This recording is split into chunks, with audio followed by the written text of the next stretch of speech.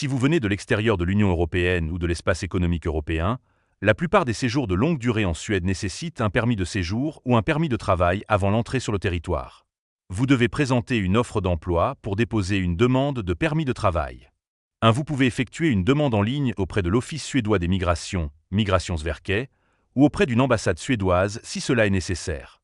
Les documents requis incluent généralement un passeport valide, un contrat de travail signé pour un permis salarié, des preuves de ressources financières et parfois des certificats professionnels ou diplômes traduits.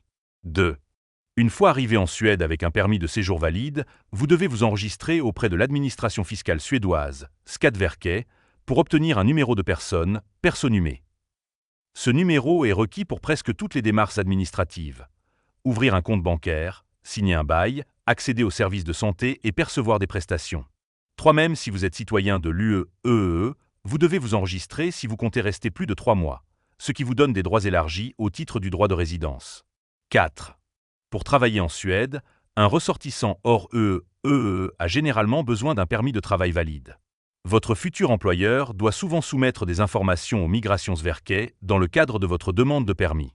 5. Si vous venez de l'UE, vous avez le droit de travailler sans permis de séjour spécifique. Cependant, vous devez vous enregistrer auprès de Skatteverket pour obtenir votre numéro de personne avant de commencer à travailler.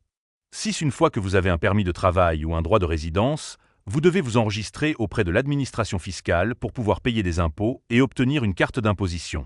Le système de sécurité sociale suédois comprend l'assurance santé, l'assurance chômage, les prestations familiales, l'assurance parentale et d'autres formes de soutien.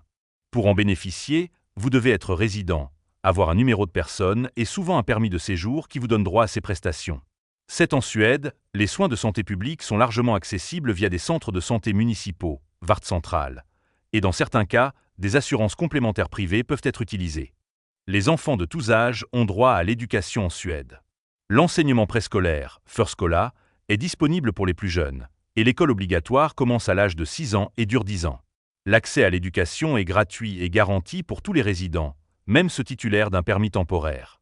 8. Les municipalités sont responsables d'attribuer une place dans une école une fois que vous êtes inscrit comme résident. Si vous avez des besoins éducatifs particuliers ou souhaitez apprendre le suédois, des programmes supplémentaires peuvent être disponibles via les autorités locales.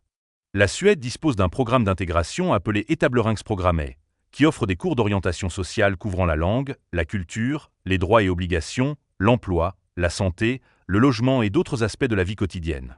Ces cours sont souvent gratuits et peuvent être suivis dans votre langue maternelle si disponible. 9. Ce programme est généralement offert en collaboration avec l'agence suédoise pour l'emploi, Arbetsförmedlingen, et peut être une étape essentielle pour s'adapter à la vie en Suède.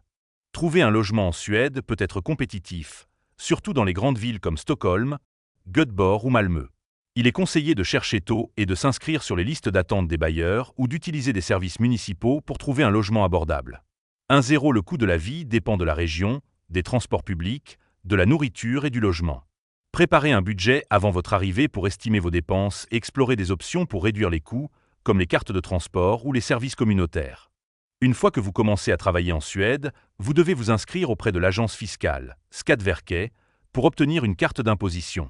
Cette carte est utilisée par votre employeur pour prélever les impôts sur votre salaire. 1. Le système fiscal suédois est progressif et vous devez déposer une déclaration de revenus chaque année. Il est recommandé d'ouvrir un compte bancaire suédois pour faciliter les paiements, les prélèvements automatiques et recevoir des prestations sociales si éligibles. La culture suédoise valorise l'égalité, la transparence et le respect des règles. Être ponctuel, respecter l'espace personnel et participer aux discussions de manière constructive est apprécié. La langue suédoise est un atout majeur pour l'intégration sociale et professionnelle dans le pays. Participer à des activités locales, à des événements culturels et à des clubs peut faciliter les rencontres et accélérer l'intégration. Prenez le temps de découvrir la société suédoise et ses ressources publiques pour mieux comprendre votre nouvelle vie en Suède.